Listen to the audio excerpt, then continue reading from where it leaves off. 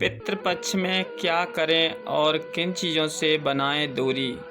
गरुड़ पुराण के अनुसार जब भी किसी व्यक्ति की मृत्यु हो जाती है तो दिवंगत आत्मा को देवता के समान माना जाता है, जहां उन्हें समय समय पर वस्त्र, भोजन, तर्पण आदि करने का रिवाज भी है। गरुड़ पुराण के अनुसार वह पितृदेव तुल्य हो जाते हैं और उनमें देवताओं के समान शक्तियां भी होती हैं, जिनसे वह सभी बुराइयों और बलाओं से हमारी रक्षा करते हैं। लेकिन अगर वही पितृ रुष्ट या गुस्सा हो जाएं तो पितृदोष लगता है और व्यक्ति को हर क्षेत्र में हानि ही होती है। ऐसे में हमारा कर्तव्य और धर्म कि हम अपने पितरों को संतुष्ट और तृप्त रखें, जिससे उनका आशीर्वाद सदैव हम पर बना रहे। तो पितृपक्ष या श्राद्ध एक ऐसा महीना है जो पूर्ण रूप से पितरों को समर्पित है। जिस व्यक्ति का देहांत जिस तिथि में हुआ है उनका श्राद्ध भी उसी तिथि को होता है और इसमें कुछ विशेष बातों का ध्यान रखकर हम अपने पितरों को प्रसन्न कर सकते हैं। तो आइए जानते हैं इन दिनों से जुड़े कुछ ज़रूरी तथ्य। लेकिन इससे पहले आपने अगर हमारे चैनल को सब्सक्राइब नहीं किया है तो चैनल को सब्सक्राइब ज़रूर करें और वीडियो को अंत तक देखें। तो चलिए वीडियो को शुरू करते हैं। पितृपक्ष में ये करें, तिथि का विशेष ध्यान रखकर ही श्राद्ध करना चाहिए और ब्राह्मण भोज से पहले पितरों को तर्पण कराना चाहिए। श्राद्ध का भोजन पूर्ण रूप से शुद्ध और सात्विक होना चाहिए। स्नान आदि करके ही भोजन बनाना चाहिए। जिन ब्राह्मण को आप भोजन करा रहे हैं उनमें अपने पितृ का दर्शन या भाव रखना चाहिए।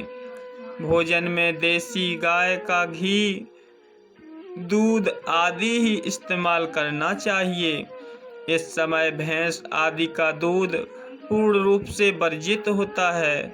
तर्पण करते समय कुश के आसन का प्रयोग करना चाहिए और चमड़े आदि से खास दूरी बनानी चाहिए। ब्राह्मण को भोजन कराकर उन्हें दक्षिणा देकर विदा करने के बाद ही घर के सदस्यों को भोजन करना चाहिए। अगर आपको किसी व्यक्ति की मृत्यु की तिथि नहीं याद है तो सबसे आखिरी दिन यानी अमावस्या के दिन उनके नाम से श्राद्ध करना होता है। पितृपक्ष के दौरान विवाह आदि कोई भी शुभ कार्य नहीं करना चाहिए। पितृपक्ष में ये ना करें। श्राद्ध के भोज में सीताफल, पेठा आदि नहीं बनाना चाहिए। इन चीज़ों को पितृ ग्रहण नहीं करते। इन दिनों कोई भी नई वस्तु नहीं खरीदनी चाहिए। ऐसा करने से पितृ रुष्ट हो जाते हैं। इन दिनों संभोग आदि कार्यों से भी दूरी बनानी चाहिए और ब्रह्मचर्य का पालन करना चाहिए।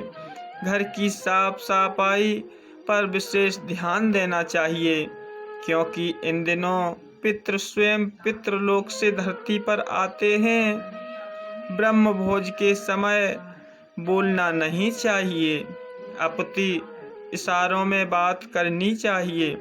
घर आए ब्राह्मण को शुद्ध आसन पर विराजमान कराकर केवल किसी भी धातु के बर्तनों में ही भोजन कराना चाहिए। इस दौरान प्लास्टिक या चीनी मिट्टी आदि से बने सामान का प्रयोग निषेध है। पितृपक्ष में किन चीज़ों का करें दान। काले तिल का दान। पितृपक्ष के दौरान काले तिलों का दान अत्यंत शुभ माना जाता है। ऐसा करने से पितरों को तो तृप्ति मिलती ही है, लेकिन साथ ही साथ नवग्रह भी पुष्ट हो जाते हैं और व्यक्ति का मंगल होता है। वस्त्रदान।